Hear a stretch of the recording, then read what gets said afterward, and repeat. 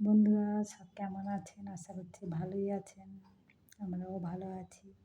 তো আজকে নীলষষ্ঠী, আশা করছি ভালোই সকলের কাটলো ষষ্ঠীটা। তো এটা আমি করি, এই উপোসটা। তো প্রথমেই আগে বলি, যারা আমার গুরুজন অনেক প্রণাম নেবেন, যারা আমার ছোট অনেক ভালোবাসা নিও, যারা আমার ভিডিও দেখেন বা না দেখেন তাদের জন্য অনেক ভালোবাসা রইল। তো গুরুজনের প্রণামটা হলো সবথেকে বড় দরকার।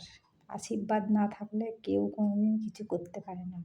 আশীর্বাদটা প্রয়োজন, সে একজন দিক আর দুজন দিক, ঠিক আছে? ছোট থেকে আমরা শিখেছি যে গুরুজন মানে মা, বাবা, ঠাকুমা, দাদু, জেঠু, জেঠিমা, কাকা, কাকিমা।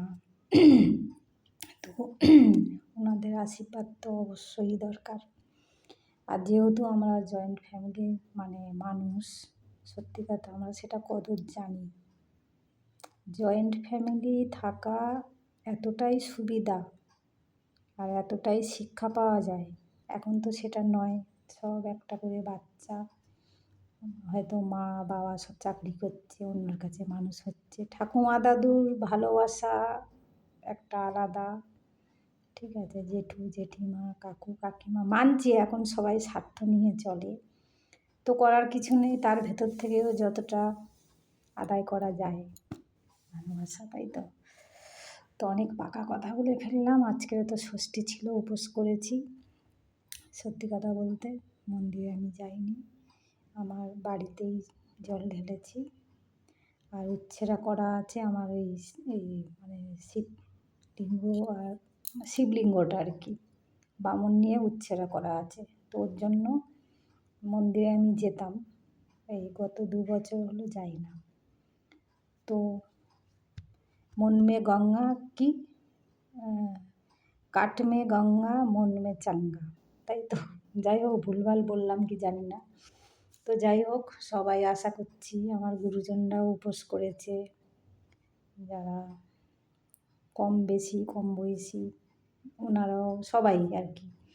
এই নীলষষ্ঠীটা বেশিরভাগই লোক করে, ঠিক আছে? তো আমিও যত বছর আমার বিয়ে হয়েছে, বাচ্চা হয়েছে, তারপর থেকে নীলষষ্ঠীটা আমি শুরু করেছি। তো কি বলবো, ভালোই লাগছে উপোস করে। মাঝে মাঝে না খেয়ে থাকা ভাত, সেটাও অনেক উপকার শরীরের জন্য, তাই তো। তো কিছু না কিছু তো আমরা ঠুসে ঠুসে খাচ্ছি, যদিও আমি হিড়হাবড় খাই না, অতটা বেজে বুঝেই খাই। তো যাই হোক, তাই বলে কি আর আমি না খেয়ে আছি? সব কিছুই মোটামুটি খাই, অল্প অল্প ভেবে চিনতে। আমার শরীরটা আগে, তাই তো। বেঁচে থাকলে খেতে পারবো, মরে গেলে তো আর খেতে পারবো না। মরবো বা কেন, এসছি যেকালে এখন অনেক বছর থাকবো বেঁচে। আপনারাও থাকুন, সবাই থাকুক, একটাই তো জীবন, আর এইটুকু তো মন, ভেঙে গেলে আর কি হবে। তো যাই হোক, অনেক পাকা পাকা কথা বলে ফেললাম, কিছু মনে করবেন না। যাই হোক, আজকে সব নিরামিষের ওপর দিয়ে।